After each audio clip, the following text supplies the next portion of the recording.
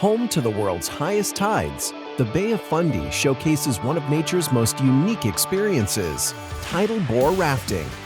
160 billion tons of seawater flows in and out of the Bay of Fundy twice a day, bringing with it an amazing array of currents, waves, swells, rip currents, whirlpools, and up to Class 4 whitewater rapids. So just before we get going, I'm going to kind of go over what we are going to do. So welcome to the Shubenacadie River.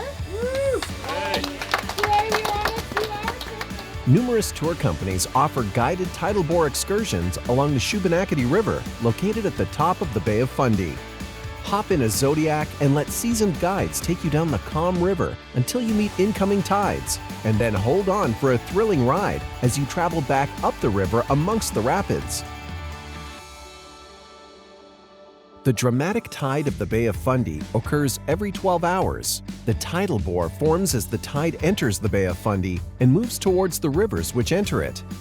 The immense force of the incoming tide will reverse the outgoing river and send it almost 40 kilometers backwards.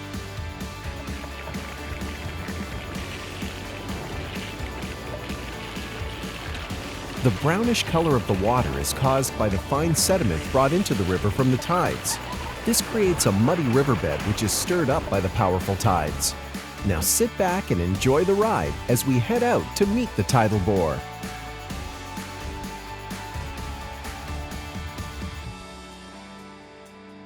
The tidal bore occurs when the large incoming tide of the Bay of Fundy is funneled into the shallow river against the current, making the tide changes even more dramatic. The tidal bore creates an intense surge of turbulence in the water and even a rumbling sound. If you listen closely, you can hear the tide approaching.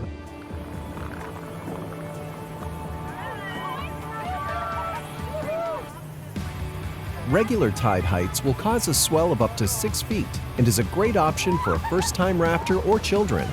Around the full moon, tides are more extreme and will offer a more intense ride with waves over 10 feet. Unlike other river rafting, no paddling is required to get from one rapid to the next.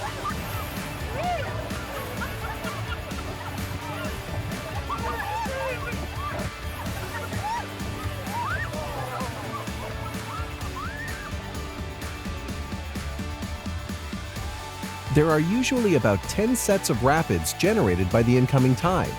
Once an area fills with more water, those rapids will subside, and the boat will make its way up the river to another set of rapids. The average length of a tour is about 2 to 3 hours, but don't worry, it's not all spent riding the rapids.